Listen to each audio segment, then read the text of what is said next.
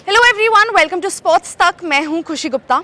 India versus Australia ODI series का ऐलान हुआ और जिसके बाद काफ़ी सारे जो सवाल थे ना, उन पर क्लैरिटी मिल गई कि जी टीम फ्यूचर कप्तान किसे देख रही है, वो है शुभमन गिल।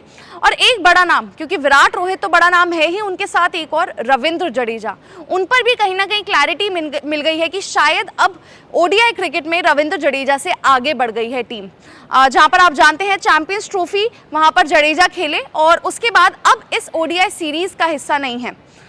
इस पर जब सवाल पूछा गया अजीत अगरकर से प्रेस कॉन्फ्रेंस में, तो उन्होंने क्या जवाब दिया वो आपको बताते हैं, क्योंकि अब टीम जो है जडेजा से ऊपर प्रेफरेंस दे रही है अक्षर पटेल, वॉशिंगटन सुंदर और कुलदीप यादव को। तो जब जडेजा के बारे में अजीत अगरकर से पूछा गया कि आप उनको नहीं लिया, तो उस पर उन्होंने क्या कहा? उन्होंने कहा with regards to Jadeja at the moment to take 2 left arm spinners to Australia is not possible. उन्होंने कहा इस वक्त पर अगर मैं देखूं तो ऑस्ट्रेलिया में 2 लेफ्ट आर्मर्स लेकर जाना पॉसिबल नहीं हो पाएगा, जिसका मतलब कि अक्षर और जडेजा अगर आप कंपेयर करें तो वहां पर जडेजा को कहीं ना कहीं नीचे रखा जा रहा है अक्षर से। फिर उन्होंने कहा कि वो अभी भी स्कीम ऑफ थिंग्स में है, क्योंकि जिस तरह के वो प्लेयर हैं उस लिहाज से अभी भी वो स्कीम ऑफ थिंग्स में है, लेकिन कुछ कंपटीशन ज़रूर रहेगा कुछ प्लेसेस के लिए और ये कंपटीशन यहाँ पर वो रहेगा ही रहेगा। ऑफ कोर्स वो चैंपियंस ट्रॉफी स्क्वाड का हिस्सा थे, क्योंकि हम वहाँ पर एक्स्ट्रा स्पिनर्स लेके गए थे जिस तरह की कंडीशंस वहाँ पर थी। आपको याद होगा चैंपियंस ट्रॉफी में एक मैच में 4 स्पिनर्स भी खेल गए थे, तो ज़रूरत वहाँ पर टीम को थी क्योंकि कंडीशंस वहाँ उस तरह की थी। तो यही अजीत अगरकर ने कहा कि वहाँ पर जडेजा इसलिए गए क्योंकि हमें वहाँ पर ज़्यादा स्पिनर्स की ज़रूरत थी। उन्होंने फिर ये बताया at the moment we could only carry 1 and get some balance in the team with Washi and Kuldeep there as well. उन्होंने कहा हम इस वक्त पर लेफ्ट आर्मर एक ही ले जा सकते थे और वहाँ पर सुंदर और कुलदीप को हमने जो बैलेंस के लिए वहाँ पर उन्हें रखा है।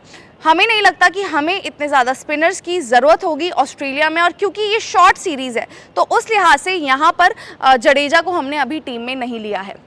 तो जडेजा आप जानते हैं 2023 का world cup with the bat अच्छा रहा था उनका, लेकिन विद द बॉल कहीं ना कहीं जडेजा ओडीआईज में वाइड बॉल में कहीं ना कहीं उनका परफॉर्मेंस डिप हुई है। और हमने देखा था अक्षर पटेल ने किस तरह से परफॉर्म कर रहा था with the bat with the ball. तो अक्षर पटेल जडेजा को कहीं ना कहीं सरपास कर चुके हैं और आप जानते हैं जडेजा को टेस्ट में कोई नहीं ला सकता, T20 वो छोड़ चुके हैं, लेकिन क्या अब ओडीआई पर फैसला लेंगे जडेजा? आपको क्या लगता है? हमें कमेंट सेक्शन में बताएं। इस वीडियो को लाइक करें, शेयर करें और ज़रूर बताएं कि आप के हिसाब से जडेजा होने चाहिए थे या नहीं। सब्सक्राइब कर लीजिए स्पोर्ट्स तक। स्पोर्ट्स तक पर आपको न सिर्फ खबरें मिलेंगी बल्कि आपका ओपिनियन भी मैटर करता है। ये आप ही का मंच है। आइए बताइए भारतीय क्रिकेट टीम से आप क्या उम्मीद करते हैं। रहिए स्पोर्ट्स तक के साथ। सब्सक्राइब कीजिए स्पोर्ट्स तक को यूट्यूब और फेसबुक पर।